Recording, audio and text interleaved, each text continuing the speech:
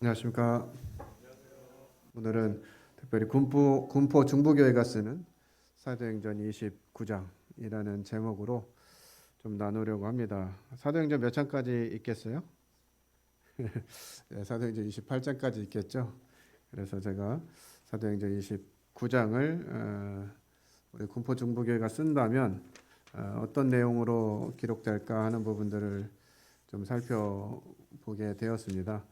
사도행전 28장 마지막 절에 제가 PPT에다가 올리질 않았는데 마지막 절이 어떻게 끝나냐면 바울이 온 이태를 자기 셋집에 머물면서 자기에게 오는 사람을 다 영접하고 하나님의 나라를 전파하며 주 예수 그리스도에 관한 모든 것을 담대하게 거침없이 가르치더라.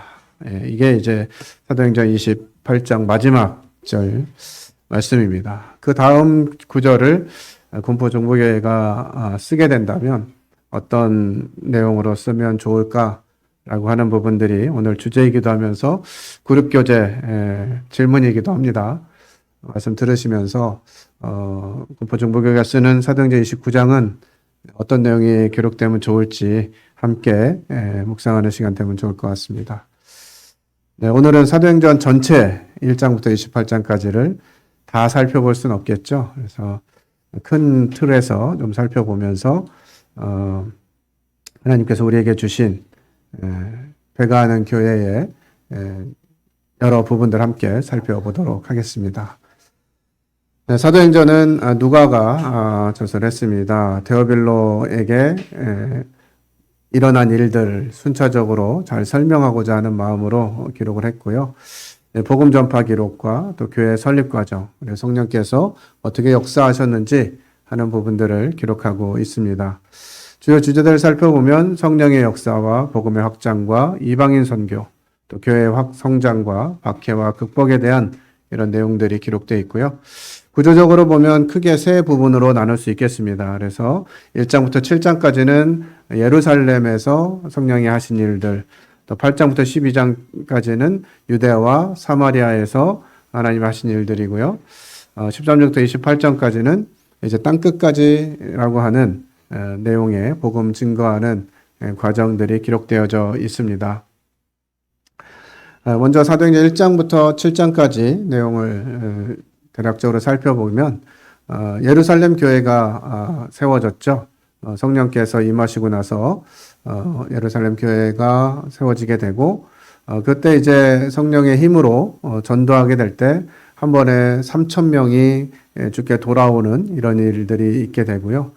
그러면서 이제 더 많은 성도들이 함께 모이게 됩니다. 그러면서 더욱더 하나님이 함께 하시는 능력들이 사도들의 모습과 또 말씀 증거를 통해서 일어나게 되고요. 여전히 세상은 이와 같은 일을 박해할 때 교회가 그런 중에서도 성장하게 되는 이런 상황들이 기록되어져 있습니다. 계속해서 성도들이 많아지고 교회의 인원들이 많아지다 보니까 부재하는 일이 어려움을 겪으면서 사도행전 6장에서 이제 집사를 선출하는 이런 내용들이 기록되어 있고요. 7장에 스데반의 순교 장면이 기록되어져 있습니다. 1장부터 7장까지의 그런 내용들을 좀 주로 살펴보면 성령 충만한 제자들이 복음을 담대하게 증거했었고요. 기도와 말씀 중심의 신앙 생활이 되었음을 보게 됩니다. 특별히 물질을 공유하는 이게 사랑의 공동체의 모습을 확인할 수가 있고요. 핍박 속에서도 성장하는 교회의 모습을 살펴볼 수가 있습니다. 몇몇 주요 구절들을 제가 한번 살펴보겠습니다. 사도행전 1장 8절입니다. 같이 읽겠습니다. 시작. 오직 성령이 너에게 임하시면 너희가 권능을 받고 예루살렘과 온 유대와 사마리아와 땅끝까지 이르러 내 증인이 되리라 하시니라. 네. 하나님께서 약속을 주셨죠. 우리 주님이 가시면서 성령이 너에게 임하시면 너희가 권능을 받을 것이다. 그리고 권능을 받은 다음에 이루어지는 일들에 대한 결론은 예루살렘과 온 유대와 사마리아와 땅끝까지 이르러 내 증인이 될 것이다 라고 하는 이런 말씀으로 주어집니다. 성령을 누가 주시는 거예요? 성령을 누가 주신대요? 성령을 받으려고 노력해서 받아지는 것이 아니라 하나님께서 주시는 것입니다. 하나님의 약속이죠. 우리 이와 같은 부분들이 성경에 명백하게 기록되어져 있음에도 불구하고 오늘날 많은 교회들이 이 성령을 억지로 받으려고 하는 이런 모습들이 기록되어져 있습니다. 이런 현상들을 그 신사도 운동이라는 이름으로 불려져요. 그래서 억지로 막 그 방언도 연습시켜서 받게 합니다. 저는 그 수련이 부족해서 그런지 연습을 꽤 해봤는데 이게 잘 안 되더라고요. 그래서 이 사람들은 어떻게 연습을 어떻게 하길래 이렇게까지 할 수 있나 싶을 정도로 스스로 성령을 받으려고 하지만 하나님은 성령을 주시는 분이시죠. 그래서 그분이 주셨을 때 약속과 함께 예루살렘과 온 유대와 사마리아와 땅끝까지 이르러 내 증인이 될 것이다 라고 말씀하셨는데 사도행전 1장으로부터 28장까지 이 부분들이 이제 구분되어져서 기록되어지면서 예루살렘에서 하나님이 역사하신 모습들, 또 유대와 사마리아에서 역사하신 모습들, 그 다음에 세계 선교를 통해서 하나님이 역사하신 모습들을 사도행전에서 기록해 주고 있습니다. 사도행전 1장 23절부터 26절까지인데요. 그 중에 24절만 제가 읽어드리겠습니다. 그들이 기도하여 이르되 무사람의 마음을 아시는 주여 이 두 사람 중에 누가 주님께 택하신 바 되어. 가룟 유다가 이제 예수님을 배반하고 스스로 목숨을 끊은 이후에 이제 사도 11명이었죠. 그래서 요셉과 마띠아라고 하는 두 사람 공이 예수님을 함께 따라다니면서 사도들의 사역에 동참했던 사람들인데요. 그 중에 한 명을 누구를 세울 것인가 라고 할 때 교회는 어떻게 했냐면 기도했습니다. 그리고 주님이 택하시기를 구했죠. 우리 하나님의 사역을 위해서도 사람들을 세우게 될 때 우리가 해야 될 일은 기도하여 이르되 기도하는 것이 먼저 필요하고요. 주님의 뜻이 이루어지기를 구하는 것이 필요하다고 하는 것이죠. 네.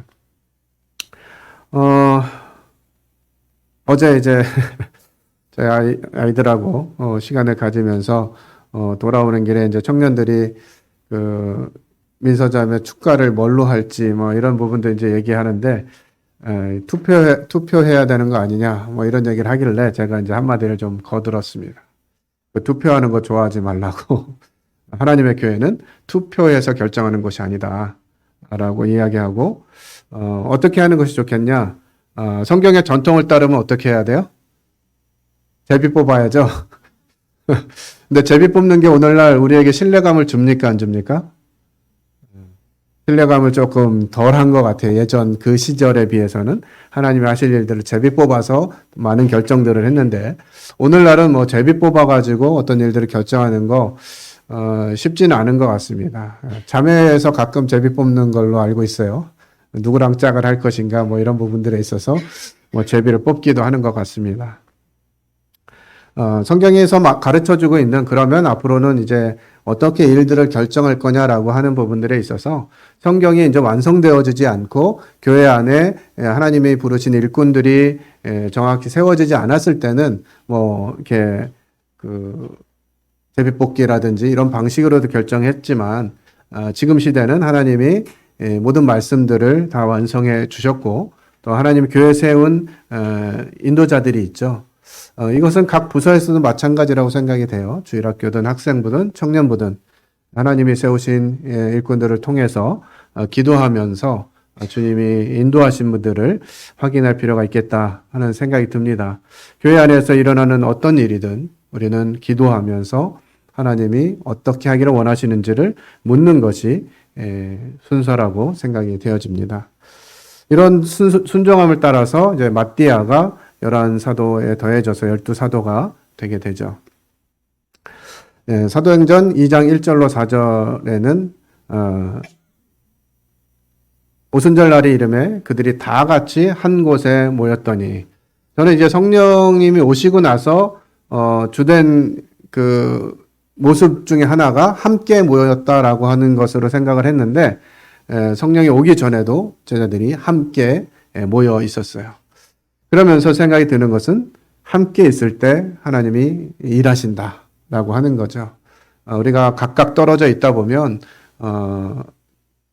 어려움을 겪을 이럴 가능성이 많고요. 그래서 우리는 함께 있는 것이 중요합니다. 성령이 임하셨을 때 참 놀라운 일들이 일어나면서 다 성령의 충만함을 받고 성령이 말하게 하심을 따라 방언들을 하게 되었습니다. 이런 모습들을 보게 될 때 하나님이 하시는 일들을 우리가 잘 지켜볼 필요가 있다 하는 부분들을 생각하게 됩니다. 사도행전 6장에서 보면 이제 그때 제자가 더 많아졌는데 제자가 더 많아졌다. 성경은 믿는 사람들을 사도행전에 보면 믿는 사람 후에 열심히 훈련받아서 제자가 됐다 이렇게 표현하지 않고요. 구원받는 자 또는 제자가 더해지더라 이렇게 표현하고 있습니다. 그러니까 구원받으면 제자가 되는 거예요. 오늘날 지역교회에서 제자 훈련해야 된다 막 이렇게 얘기하는데 물론 훈련은 해야 되죠. 그렇지만 특별한 어떤 사람들만 제자 훈련을 하는 것이 아니라 예수 그리스도를 자신의 주와 구주로 고백한 성도들은 누구나 제자의 삶을 살아야 하는 것이 마땅한 것들을 보게 됩니다. 그런데 다 그렇게 제자가 안 되니까 어떻게 생각이 돼요? 특별한 사람만 제자가 돼야 되는 것처럼 인식이 된다는 거죠. 하지만 우리는 성경의 본을 따라서 예수 그리스도를 믿는 순간 제자가 되어야 되는 것들을 교훈으로 받게 됩니다. 이렇게 사람이 많아져서 과부들이 구제에 빠지는 이런 부분들이 일어나게 되니까 사도가 이 상황들을 두고 의논합니다. 우리가 하나님의 말씀을 제쳐놓고 접대를 일삼는 것이 마땅하지 아니하니 형제들아 너희 가운데서 성령과 지혜가 충만하여 칭찬받는 사람 7을 택하라. 우리가 이 일을 그들에게 맡기고 그러니까 이 역사가 진행되어지면서 성령께서 주관해서 진행하셨던 흐름에서 하나님의 교회가 완성되어지고 그 교회 가운데 하나님의 인도자들을 세우시고 그 인도자들을 통해서 교회 일들이 되어지는 이런 모습을 우리는 볼 수가 있습니다.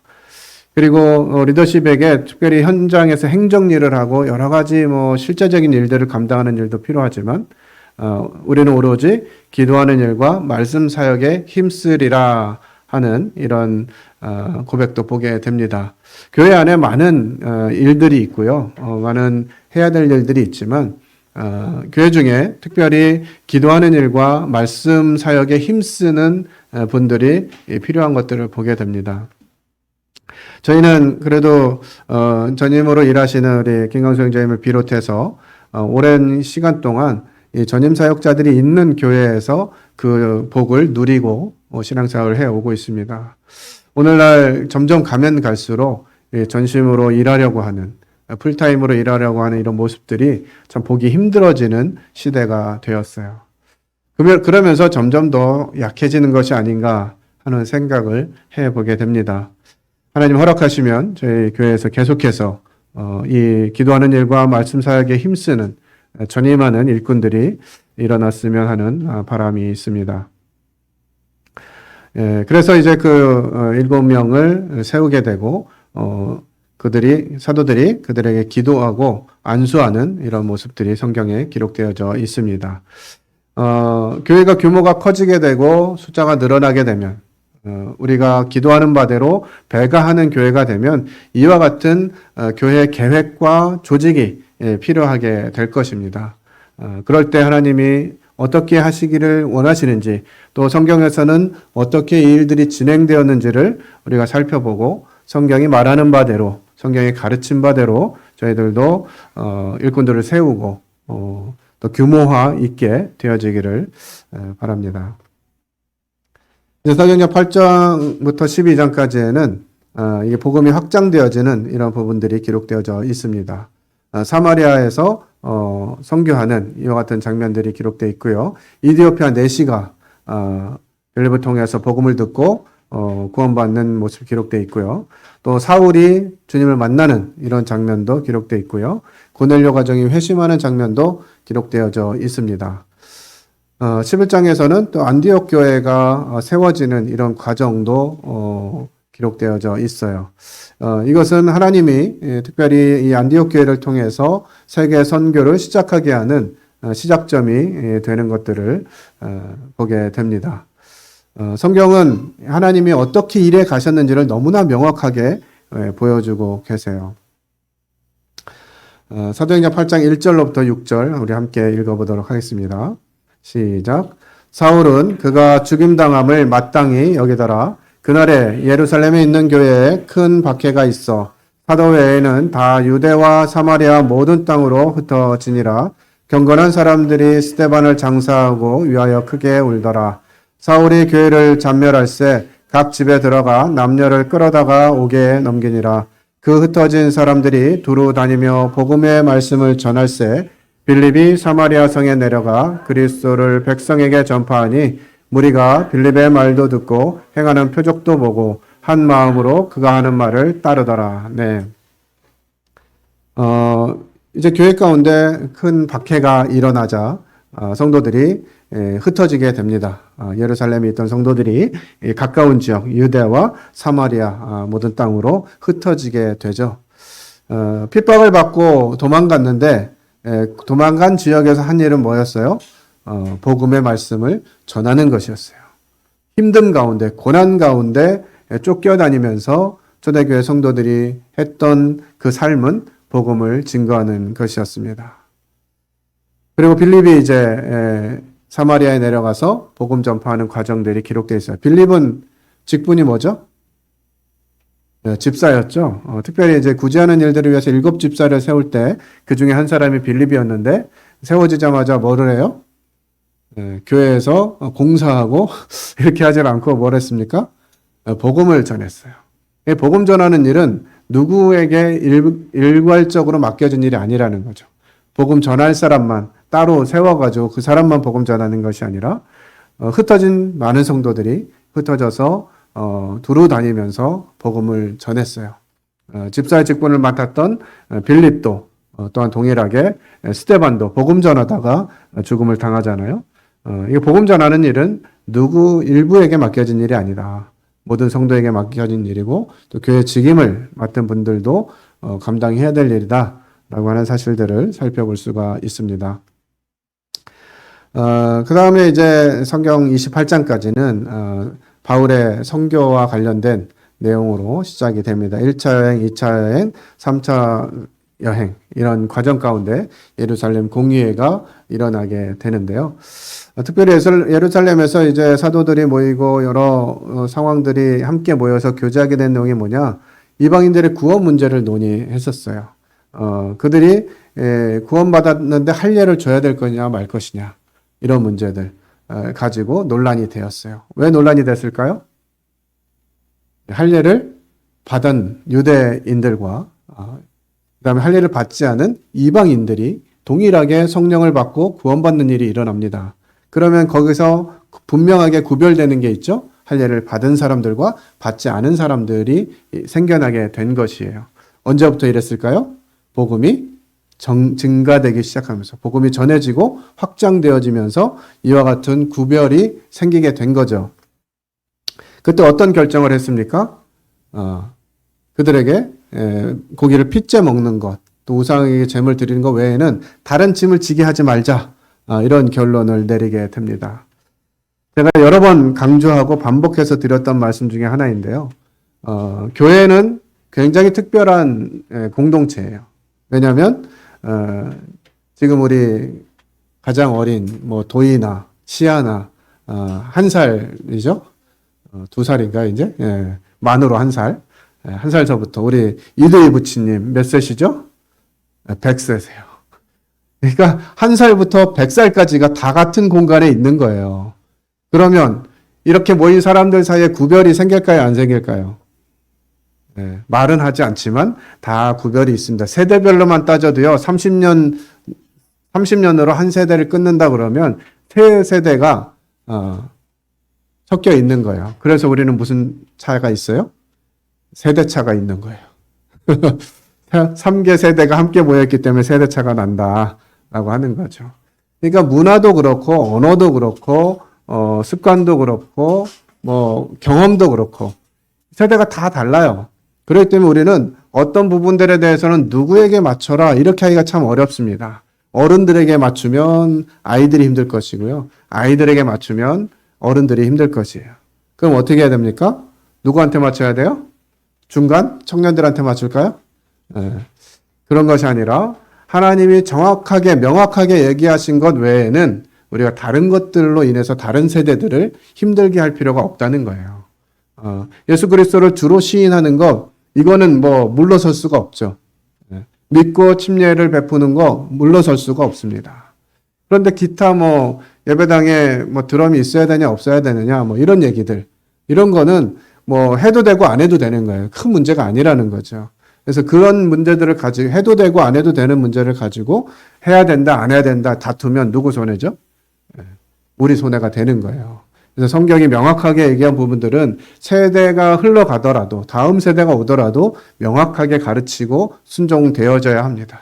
하지만 그렇지 않은 부분들에 대해서는 좀 유연성을 가지고 그리스도의 복음 외에 또 진리 외에 다른 부분들은 서로 인정하고 나는 좀 익숙하지 않더라도 그런 부분들은 그냥 또 세대에 따라서 다른 모습들이 있을 수 있으니까 지켜보고 인정하는 그런 분위기가 필요할 것 같습니다.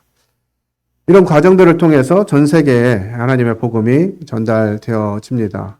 바울이 이제 로마까지 가면서 자신의 상황, 자신에게 주어진 이런 일들을 계속 설명하고 간증하고 변호하고 이런 과정들이 로마서 사도행전 28장까지 기록되어져 있어요. 이 바울의 그 여정들을 보게 되면 어떻게 이런 일이 있을 수 있을까 한 개인에게. 아까 사도행전 8장에서 사울은 어떤 사람이었어요? 스데반이 죽은 걸 당연하게 여기고 또 각 남녀를 잡아다가 옥에 가두는 이런 역할을 했던 사람이잖아요. 그랬던 사람이 오히려 스스로 박해를 받으면서 이 복음을 위해서 자신의 생을 드린다라고 하는 거, 이 변화된 인생이죠. 이런 모습들이 하나님이 계시다라고 하는 증거 중에 하나입니다. 후에 더 다시 살펴보겠습니다만 예수 그리스도의 복음을 통해서 우리가 얼마나 달라졌는지, 얼마나 변화되었는지라고 하는 것이 세상 사람들에게 하나님이 계시며 그 하나님이 어떻게 일하고 계신지를 보여줄 수 있는 모습이라고 하는 것이죠. 그래서 이제 이런 1장부터 28장까지 기록된 사도행전의 모습을 보면서 초대교회의 특징이 어떤가라고 하는 부분들을 살펴보게 됩니다. 많은 교회들이 또 역사적으로 시대마다 교회에 대한 필요들을 생각하면서 했던 동일한 표어들이 있는데요. 그 표어가 뭐냐면 성경으로 돌아가자예요. 성경으로 돌아가자. 근데 문제는 뭡니까? 같은 성경을 보는데 똑같이 분별하지 않는다는 거죠. 그래서 성경으로 돌아가자 했는데 그 성경을 보고 이단이 나오기도 하고요. 성경으로 돌아가자 해서 정말 위대한 변화가 일어나기도 합니다. 그래서 같은 성경을 보면서 하나님이 역사하시는 건 내 생각이 아니라 한두 사람의 의견이 아니라 성령이 역사하시고 성령이 분명하게 말씀하신 이런 부분들을 따라가게 될 때 하나님이 일하시는 모습들을 우리는 경험하게 될 수 있습니다. 초대교회 특징을 보면 오순절이에요. 성령님이 임하셨죠. 방언하게 되고 베드로가 설교할 때 3,000명이 회심하게 되고 그러면서 하나님의 교회가 세워지게 됩니다. 이 초대교회 하나님의 교회의 특징을 보면 주로 어디서 모였어요? 성전에서 모이고 또 집에서 모입니다. 성령을 받은 그 장소도 마가의 다락방이었어요. 성도들이 거하는 그곳이 하나님이 교회로 세우시는 곳이 될 수 있다고 하는 것이죠. 최근에 제가 감사하게 여기는 것은요, 학생부도 그렇고 청년부도 그렇고 또 성도들도 그렇고 집으로 초청해서 성도들을 집으로 학생들을 집으로 데리고 와서 함께 시간을 보내면서 교제하고 하나님이 베푸신 은혜들을 나누는 이런 일들이 우리 교회 가운데 일어나고 있다고 하는 것입니다. 갈수록 자기 집을 개방하는 것 이것이 되게 어려운 시대로 가고 있어요. 그래서 내가 어떻게 산다, 이런 모습들을 누군가에게 보여주는 것이 참 부끄러운 일인 것 같고, 아유, 그래, 프라이버시가 있는데 하면서 주로 어디서 만나요? 카페에서 만나게 되는 카페에서 만나는 것이 잘못됐다고 말씀드리는 것은 아니고요. 하지만 이제 우리 교회 가운데 이렇게 보면 가정을 개방하고 가정에서 섬기고 이런 일들이 자주 있는 것들을 통해서 감사하게 됩니다. 왜냐하면 초대교회 본을 보인 이 초대교회 모습들은 주로 가정에서 많이 모였거든요. 가정교회가 되었습니다. 그래서 가정이 그냥 쉬고 놀고 편한 이런 곳으로만 아니라 성도들이 함께 모이는 공간으로도 사용되어지는 것이 초대교회의 모습이었다라고 하는 부분들을 말씀드리고요. 그럴 때 성령께서 역사하셨어요. 놀랍게 역사하시면서 여러 가지 이적들이 일어났죠. 그 하나님의 인도하심을 따라서 이제 성교라고 하는 예루살렘뿐만 아니라 유대와 사마리아와 땅 끝까지 이르러 복음을 증거하게 되는 이런 과정들이 이제 기록되어져 있는데요. 그 과정이 정말 순탄하고 즐겁지만은 않더라라고 하는 것입니다. 고난도 있고 위험도 있고 그런 속에서 오히려 담대하게 복음을 증거하며 교회가 성장되어져 가는 이런 과정 가운데 있습니다. 우리나라는 이제껏 이 복음을 전하거나 교회에 모이거나 하나님의 말씀을 전하는 일이 그리 어렵지 않은 나라였어요. 최근에 이제 그런 부분들이 조금씩 더 갖춰져 가고 있습니다. 공공기관에서는 하나님의 이름을 부를 수가 없어요. 종교적인 행사를 할 수가 없습니다. 심지어는 이제 우리가 예전에 야외 집회, 체육대회 이런 거 가면 그 운동장에서 같이 예배드리고 막 밥 먹고 교제하고 이렇게 했잖아요. 지금 공공기관에서는 예배라고 하는 형식을 취할 수가 없습니다. 어딜 가도 사람들이 모이는 곳에서는 집회를 할 수 없도록 이렇게 규제하고 있어요. 참 안타까운 사실이죠. 우리가 이제는 예배당 아니면 마음껏 찬양하고 증거할 만한 공간들이 점점 줄어들고 있다고 하는 것이에요. 그리고 이제 조금 더 지나면 실제로 복음 전하다가 잡혀가는 일이 일어나게 될 것입니다. 이건 우리나라의 어떤 정치적인 상황 때문이 아니라 이 복음이 들어오고 복음이 성장하게 될 때 많은 나라들에서 공통적으로 일어나고 있는 현상이에요. 지금 유럽이라든지 미국이라든지 이런 나라들에서 실제로 이 복음 전하다가 감옥에 가는 일들이 왕왕 일어나고 있습니다. 우리나라도 멀지 않았다 하는 생각을 하게 됩니다. 하지만 이런 열악한 환경, 상황 속에서 고난 속에서도 하나님이 함께 하시면서 성령이 은사를 베푸시고 또 이 초대교회 당시에는 방언도 있었고 예언도 있었고 병고침이라든지 이런 여러 부분들이 있었지만 지금 시대는 초대교회 때는 예수 그리스도의 능력, 하나님께서 살아계시다. 그리고 예수 그리스도 그분이 하나님이시다라고 하는 부분들을 나타내기 위해서 여러 가지 방법들이 사용되어졌지만 지금은 이제 성경이 완성되어졌기 때문에 어떤 특별한 방법이 아니라 이 하나님의 말씀을 받은 성도들이 말을 통해서 또 삶을 통해서 나타내어지도록 하나님은 계시다라고 하는 부분들을 나타내도록 하나님 말씀하신 것이죠. 하지만 여전히 지혜의 말씀이라든지 믿음의 은사라든지 초대교회 활동되어졌던 그런 모습들이 필요합니다. 두 번째 특징은 공동체 생활입니다. 사도행전 2장과 4장에 그런 부분들이 동일하게 기록되어져 있는데요. 2장에서 보여준 모습들은 물건을 공유하는 것이었습니다. 내 것을 내 것이라고 여기지 아니하는 자발적으로 나눔을 가졌고요. 특별히 자기 소유를 팔아서 교회에 헌신하는 이런 모습들 보게 됩니다. 사도들에게 전달하면 그것들도 필요에 따라서 분배해서 만나가 그랬죠. 하나님이 처음 이스라엘 백성들에게 만나를 주셨을 때 많이 거둔 자도 남지 아니하고 적게 거둔 자도 부족하지 않았다. 이렇게 표현이 되어져 있는데요. 이 초대교회 모습도 그러했습니다. 상황은 다 달랐겠죠. 어떤 사람은 물질이 좀 많았던 분들이 있었을 것이고요. 또 물질이 분약했던 종이었거나 노예였거나 이러다가 예수 그리스도를 믿은 사람들은 가진 것이 별로 없었을 것이에요. 그러나 그때도 여전히 좀 부유했던 이런 성도들이 있었는데 이것이 빈부의 격차가 아니라 교회를 하나 되게 하는 요소로 사용되어졌다는 거예요. 그래서 물질을 많이 소유하게 되신 성도님들은 고민을 더 많이 하셔야 돼요. 이 물질을 어떻게 사용할 것인가. 우리가 이번에 수양의 주제가 선한 청지기의 삶입니다.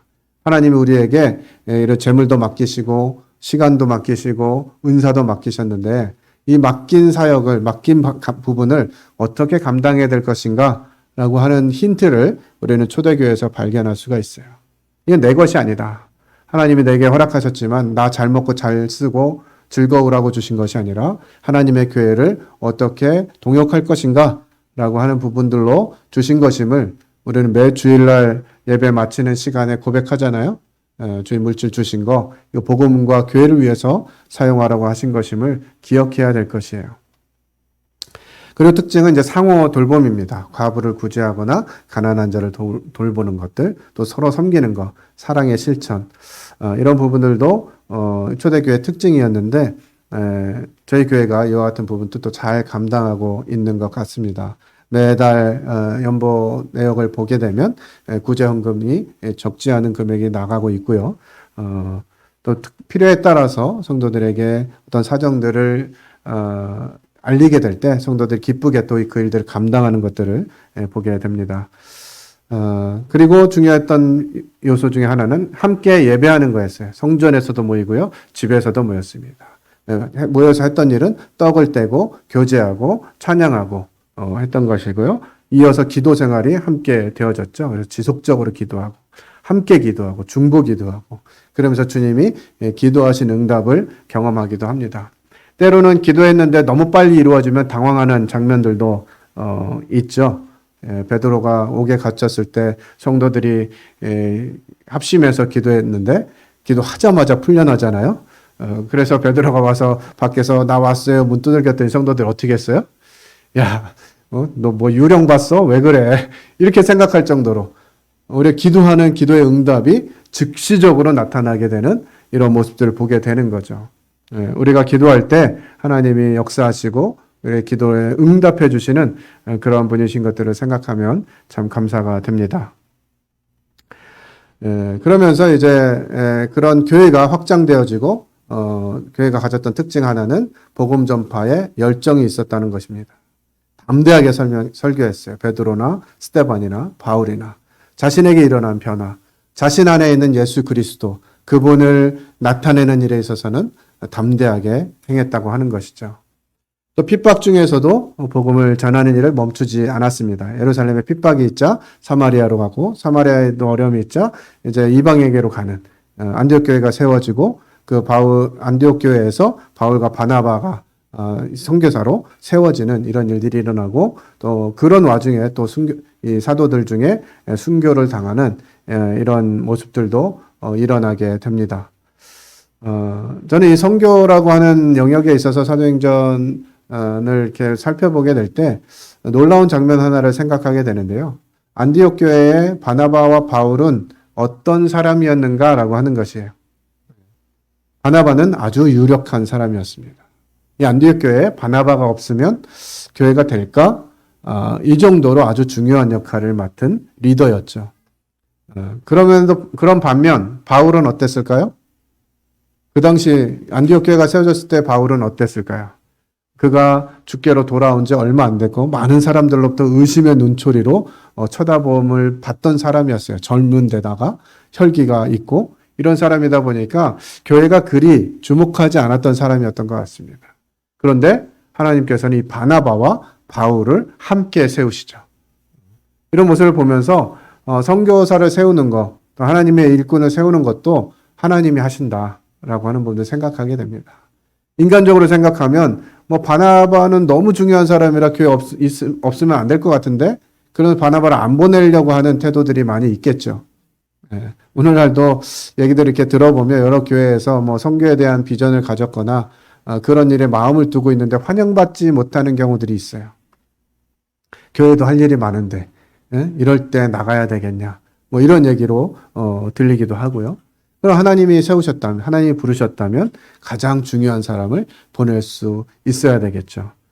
또 어떻게 보면 인간적으로 생각해 보면 선교사로서의 자격이 없을 것 같은 잘 준비가 되었는지 검증도 안 된 이런 사도 바울을 부르시는 하나님의 모습을 통해서도 우리는 고민해 봐야 된다고 하는 거죠. 저 형제가 선교를 나간다고? 어림없는 소리 같은데? 이렇게 생각할 수 있어요. 하나님이 정말 세우셨다면 그 사람을 하나님의 말씀대로 또 보내는 이런 믿음도 필요한 것 같습니다. 유대인뿐만 아니라 이방인에게까지 선교하게 되는데요. 여러 가지 어려움들이 있습니다. 지금 선교 현장에서도 마찬가지지만 여러 어려움들이 일어날 수 있죠. 이방인들 구원받았을 때 그들을 어떻게 해야 되겠느냐. 제가 이제 선교지를 여러 지역 선교지를 다니면서 본 모습들은 한국화된 선교 현장인 것 같아요. 물론 분명히 그 선교지의 모습은 현장마다, 나라마다, 환경마다 문화도 다르고 여러 가지 모습이 다를 텐데 어느 지역 교회를 가도요 그냥 한국 지역 모임 같아요. 선교지에 있는 교회들이 그냥 여기는 한국 교회, 한국 모임이구나 이런 생각이 딱 들 정도로 그게 맞나 싶은 생각도 가끔 들기는 합니다. 그들의 문화와 그 현지에 사는 사람들은 어떤 부분들을 가지고 하나님 섬겨야 될 것인가 이것들을 많이 고려하기 힘든 것 같아요. 선교사들이 혼자 가서 일을 하고 혼자 대부분의 일들을 다 감당해야 되기 때문에 어떤 부분들을 이렇게 전반적으로 살피고 이러기가 어려운 것 같습니다. 그래서 혹시 이제 우리가 선교사를 보내게 된다면 선교지니까 선교사가 알아서 해 이게 아니라 교회가 관심을 가지고 교회가 갖춰야 될 여러 모습들을 동역하는 것이 이제 필요하다고 생각이 되어지고요. 그래서 단기 선교 이런 것들이 중요한 것 같습니다. 계속해서 복음이 확장되어지는 이 복음 전파에 열정이 있었던 모습도 보게 되고요. 초대교회 특징 네 번째로 보면 기적과 표적이 많이 있었습니다. 제가 사전에 말씀드렸던 대로 예수 그리스도 그분이 하나님이시라고 하는 사실 그리고 지금 역사되어지고 있는 이 모습이 하나님으로부터 온 것이라고 하는 것들을 증명하기 위해서 많은 역사들이 일어났죠. 병을 고치고 귀신을 쫓아내고 또 하나님이 초자연적으로 개입하는 이런 환경 상황들도 일어나게 되고요.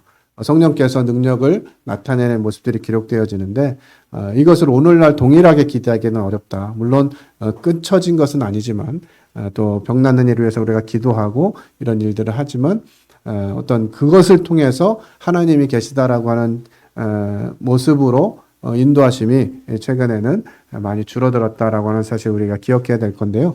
한 가지 지금도 여전히 역사되어지고 있는 것은 변화입니다. 하나님의 복음이 왔을 때 사람이 어떻게 변화되는가라고 하는 거죠. 어떻게 갑자기 애가 무슨 일이 생겼나요? 애가 달라졌어. 이렇게 하는 얘기들을 많이 듣거든요. 그것이 이제 복음의 능력을 보여주는 거죠. 복음이 한 개인에게 들어갔을 때 그의 삶이 어떻게 변화되어지는가 하는 것입니다. 그리고 초대교회 특징 다섯 번째로 보면 리더십과 조직이에요. 사도들이 영적인 권위를 가지고 말씀을 선포하고 교회를 인도하면서 문제들이 있을 때 문제를 해결해가는 그리고 선교에 있어서도 이와 같은 부분들을 통해서 리더십을 통해서 진행되어지는 그리고 초대교회의 모습은 어땠는지를 본을 보여주는 거죠. 사도들도 동일하게 주님 앞에서 해야 된다라고 하는 모습을 보이게 됩니다. 집사제도가 도입되게 됐고요. 장로회가 형성이 됩니다. 이것이 이제 초대교회에 이루어졌던 모습이에요. 예전에는 이제 교회는 성령이 인도하셔야 되기 때문에 조직을 갖춰서는 안 된다 이런 얘기들이 많았거든요. 근데 초대교회를 보면 사도들도 그렇고 사도들도 세우고 집사들도 세우고 이렇게 하면서 계획하고 조직했던 것들을 보게 돼요. 그 근거가 성령의 인도하심에 기반한 것이어야 된다고 하는 거죠. 우리가 이러니까 이런 아주 좋은 조직을 만들어서 조직적으로 운영을 해야 돼 이것이 아니라 성령께서 자연스럽게 인도하신 모습대로 우리는 조직을 구성할 수도 있고요. 그 조직 동일하게 어떻게 조직이 되었든지 하나님의 뜻을 구하고 하나님의 인도하심대로 해야 되는 것이죠. 이것이 이제 초대교회 다섯 가지 특징인데요. 이것을 성도들만 알까요? 누구도 알까요? 사단도 알겠죠? 초대교회로 돌아가면 누가 망해요? 교회가 망해요? 사단이 망해요? 초대교회로 돌아가면 사단이 망합니다. 그래서 사단은 어떻게 하겠어요? 교회가 이 초대교회의 모습처럼 돌아가려고 하는 것을 길을 쓰고 막겠죠? 그래서 누구한테 물어보면 그 근거가 좀 빈약할까봐 제가 챗GPT한테 물어봤습니다. 현대 크리스천들이 신앙을 약화시키는 사단의 전략이 뭐냐? 하고 챗GPT한테 물어봤더니 챗GPT가 대답을 한 거예요. 아, 정말 대단해요. 첫 번째는 진리를 상대화하는 혼합주의 전략이다. 진리는 하나 아니다. 나도 진리, 너도 진리. 내 마음에 좋으면 선, 내 마음에 좋지 않으면 악. 이게 뭐예요? 선악과죠. 오늘 아침에도 장로들이 기도하면서 이제 기도하기 전에 그런 시대가 됐다라고 하는 분도 얘기했는데, 모 가수가 음주운전을 해가지고 입건이 됐는데 아직 구속이 되기 전에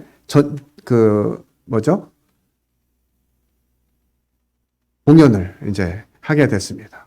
이틀을 공연했는데 하루만 공연을 하고 그 다음날 잡혀갔대요. 근데 자기가 좋아하는 가수니까 음주운전을 해도 괜찮아. 그래서 첫째 날 막 그 가수가 나오자마자 괜찮아 막 하면서 난리가 났대요. 진짜 괜찮나요? 내가 좋아하는 사람이면 뭐 술을 먹어도 괜찮고 뭔 짓을 해도 괜찮은 거야. 이게 이제 혼합주의 전략이죠. 다른 사람들은 막 난리 나잖아요. 근데 또 자기가 싫어하는 사람이 음주운전했대. 그럼 어떻게 해야 돼요? 어떻게 돼요? 저 인간 저거 빨리 집어넣어야 되는데 막 이렇게 되잖아요. 자기 생각대로 가는 거예요. 이 혼합주의 때문에. 진리가 없는 이런 것들이 나타나고 있고요. 두 번째로 영적 무감각으로 이끄는 전략입니다. 뭐 하나님은 계시지만 지금은 내 삶이 너무 바쁘니까 이런 생각하면서 있는 거죠. 미디어 중독과 세속의 문화의 장벽에 걸리는 것입니다. 그리고 미디어 중독과 세속 문화가 침투가 됐죠. 그냥 영상 하나 본 건데 뭐 어때? 뭐 이렇게 하는데 우리는 어떻습니까? 영상 하나만 보면 끝나지 않죠? 자꾸 이렇게 뭐가 떠요. 그죠? 연관돼가지고 알고리즘이라 그래가지고 내가 뭐 하나 그냥 실수로 눌렀는데 자꾸 뜹니다. 그러면 이제 이건 뭐지? 이건 뭐지? 하면서 한 번씩 누르다 보면 1시간도 가고 2시간도 가고 막 이렇게 돼요. 이게 챗GPT가 한 거라서요. 글씨가 자꾸 깨져요. 그림은 잘 못 그리는 것 같아요. 아직은. 하여튼 미디어를 통해서 세속 문화가 침투되게 하고요. 네 번째 아주 중요한 포인트인데요. 공동체를 무너뜨리는 분열과 비교 전략. 이것이 지금 사단이 행하고 있습니다. 나는 저 사람만 못해. 나는 부족해. 나가야겠어. 뭐 이런 생각들. 나는 못하니까. 나는 연약하니까. 나는 작으니까. 함께 못해. 이렇게 생각하게 되는 요소들이 생기게 되면서 그러면 그냥 못하면 괜찮은데 하는 사람 또 뭐라 하죠? 이런 일들. 성도들에 대해서 비난하는 소리들. 또 뭐 교회 인도자들에 대해서 비난하는 소리들이 적지 않게 들립니다. 이런 것들이 어디로부터 오는 것이냐? 바로 사단으로부터 온다는 것이에요. 근데 대부분 성도들이 뭐라고 얘기해요? 나는 판단하는 건 아니고 하면서 얘기합니다. 다 판단이에요. 내가 내 입으로 나는 판단하는 건 아니야 이렇게 얘기한다면 거의 판단 99% 정도는 판단이다 이렇게 보시면 됩니다. 그래서 이런 부분들을 우리가 조심해야 되는 거예요. 하나님의 공동체를 무너뜨리는 말인가 세우는 말인가 고려해야 된다는 거죠. 물론 연약함과 약점이 있고요. 그런 상황들을 분별하면서 함께 고민해야 될 영역이 있습니다. 그렇지만 그것이 누군가를 비난하거나 교회 공동체를 무너뜨리는 역할을 해서는 안 되는 거죠. 다섯 번째가 회개하지 못하게 하는 자기 합리화 전략이죠. 내가 연약하니까 죄인이니까 하나님은 이해해 주시겠지. 이런 마음들. 정리라고 되어 있는데 사탄의 전략은 교묘하고 달콤합니다. 그는 대놓고 무너뜨리기보다는 조금씩 천천히 의심 없이 신앙의 기초를 흔듭니다. 그러므로 크리스찬은 늘 깨어 있어야 합니다. 누구 말이라고요? 챗GPT가 이렇게 지금 조언을 해주고 있어요. 참 안타까운 현실이죠. 세상은 이렇게 가고 있다는 거예요. 그래서 우리가 세상도 살펴봐야만 합니다. 그래서 우리는 성령을 따라서 행하는 것 너무나 중요하고요. 공동체성을 회복하는 것도 너무나 중요합니다. 함께 하는 것. 이 안에서 이제 어떤 일들이 되어져야 될 것인가도 많이 생각하게 됩니다. 전형님들하고 같이 교제하다 보면 해야 될 일이 너무 많아요. 뭐 1대1 양육도 해야 되고 초신자 교육도 해야 되고 뭐 복음도 매주 좀 전했으면 좋겠고 교회가 좀 더 활발해졌으면 좋겠고 더 많은 사람들이 더 많은 일꾼들이 일어났으면 좋겠고 다양하게 해야 될 일들이 많은데 이것이 이제 공동체 안에서 이루어져야 되기 때문에 누구 한두 사람의 고민이 아니라 온 교회가 함께 이와 같은 부분들 살펴보면 좋겠다는 생각이 들고요. 이것이 이제 계속 진행되어지면 우리는 또 선교와 전도에 대해서 하나님이 일하게 하실 것입니다. 지역사회에 어떤 필요가 있는지 우리가 이제 조금 더 안정이 되고 규모를 갖추게 되면 이 지역사회의 필요를 위해서 또 전도를 위해서 이와 같은 일들을 해야 될 필요가 있다고 생각이 들고요. 선교에 참여하는 역할도 교회에 필요합니다. 미디어 활용을 통한 복음 전파도 이제 필요한데요. 이 미디어가 안 좋게 사용하면 매우 안 좋습니다만 또 좋게 사용하면 아주 효과적인 도구가 되기도 합니다. 그래서 칼을 도둑이 들면 강도용 칼이 되는 것이고 요리사가 들면 어떻게 돼요? 맛있는 요리가 나오게 되는 도구가 되기도 하잖아요. 미디어도 그런 것 같습니다. 우리가 좋은 방향으로 계속 살피고 사용하면 복음 전파하는데 아주 효과적인 역할을 할 수도 있지만 그냥 나의 개인의 즐거움과 쾌락을 위해서 사용하게 되면 아주 안 좋게 사용될 도구가 되기도 하죠. 우리 온 성도들이 함께 이 일들을 고민해야 됩니다. 시간을 살펴보니까요, 한 30년에서 40년 사이 정도의 이 사도행전이 기록된 시기가 한 30년 정도의 기간에 쓰여진 이런 내용들입니다. 그래서 초대교회는 어떻게 이렇게 활발하게 처음부터 막 그냥 복음 전하자마자 교회가 튼튼해지자마자 선교를 막 하고 이런 것이 아니라 하나님이 운영하시는 이 역사적인 흐름을 따라서 교회가 성장해 가고 하나님 말씀에 순종되어졌을 때 교회가 영향력을 가지고 세상에 영향을 끼치는 이런 모습이 됐다라는 것들을 살펴보게 되고요. 그래서 우리는 성령 충만한 공동체로서 복음 전파의 열정을 가지고 사랑을 실천해야 된다라고 하는 사실들을 생각해 보게 됩니다. 이 일에 대해서 우리 주님 우리에게 이렇게 권면하십니다. 고린도전서 15장 57절 58절 함께 읽겠습니다. 시작. 그리스도 예수 그리스도로 말미암아 우리에게 승리를 주시는 하나님께 감사하노니 그러므로 내 사랑하는 형제들아 견실하며 흔들리지 말고 항상 주의 일에 더욱 힘쓰는 자들이 되라. 이는 너희 수고가 주 안에서 헛되지 않은 줄 알미라. 네. 하나님의 교회를 위해서 또 헌신하고 계시고 또 리모델링 한다니까 또 헌신하시고 또 다 수양회 간다니까 또 헌신해야 되고 또 영혼들이 온다니까 또 헌신해야 되고 해야 될 일이 참 많습니다. 그죠? 그렇지만 주님이 우리에게 말씀하시는 것이에요. 그러므로 내 사랑하는 형제들아 견실하며 흔들리지 말라. 왜 이렇게 말씀하시겠어요? 견실하지 않고 흔들리는 일들이 있기 때문에 그렇겠죠. 주님 우리에게 말씀하시는 거예요. 견실하고 흔들리지 말고 항상 주의 일에 더욱 힘쓰는 자들이 되라고 말씀하십니다. 끝나는 것이 아니죠. 이는 너희 수고가 주 안에서 헛되지 않은 줄 압니다. 말씀하셨어요. 주 안에서 헛되지 않다는 건 무슨 얘기겠어요? 수고에 따른 보상이 있다라고 하는 것이에요. 여러분 염려하지 마십시오. 세상 사람들이 인정해 주지 않는다고 내가 하나님 나라와 교회를 위해서 헌신한 일들에 대해서 사람들이 몰라준다고 실망하지 마시고요. 주님 분명하게 우리에게 약속해 주시는 것이에요. 수고에 따른 보상이 우리에게 있다라고 하는 것입니다. 우리 사랑하는 군포 중부교회 모든 성도님들이 이와 같이 사도행전에 기록된 초대교회의 모습이 회복되어지기를 구하면서 또 교회가 더 영향력을 가지고 주변 지역과 또 온 세계 하나님 복음이 증거되지 않은 이런 나라들의 복음을 전하는 이와 같은 역할까지 감당할 수 있게 되기를 간절히 기도하는 마음이 있습니다. 오늘 교재에는 그룹 교재 시에는 사도행전 29장을 군포 중부교회가 중심이 되어 기록된다면 어떤 내용들이 기록되기를 바라는지 하는 부분들로 그룹 교재 하시면 좋을 것 같습니다. 기도하고 마치겠습니다.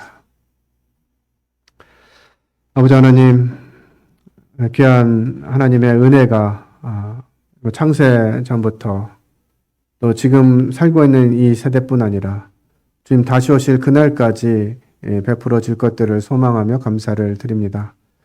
하나님이 이 시대에 저희 군포 중부교회를 세우시고 교회가 함께 하나님 나라와 또 이 복음 증거하는 일을 위해서 수고하고 헌신하게 하시는 은혜를 감사를 드리고 또 많은 성도들이 이와 같은 일에 함께 동역하며 힘쓸 수 있게 하시는 은혜를 감사를 드립니다. 여기서 멈추지 않게 하시고 하나님께서 성령을 통해 초대교회를 성장시켜 나가셨던 것처럼 저희도 동일하게 더욱 성장케 하셔서 하나님이 맡기신 사명을 감당하는데 부족함이 없도록 은혜를 베푸시기 원합니다. 귀한 은혜의 말씀 주신 것 감사드리며 주 예수님 이름으로 기도했습니다. 아멘. 감사합니다.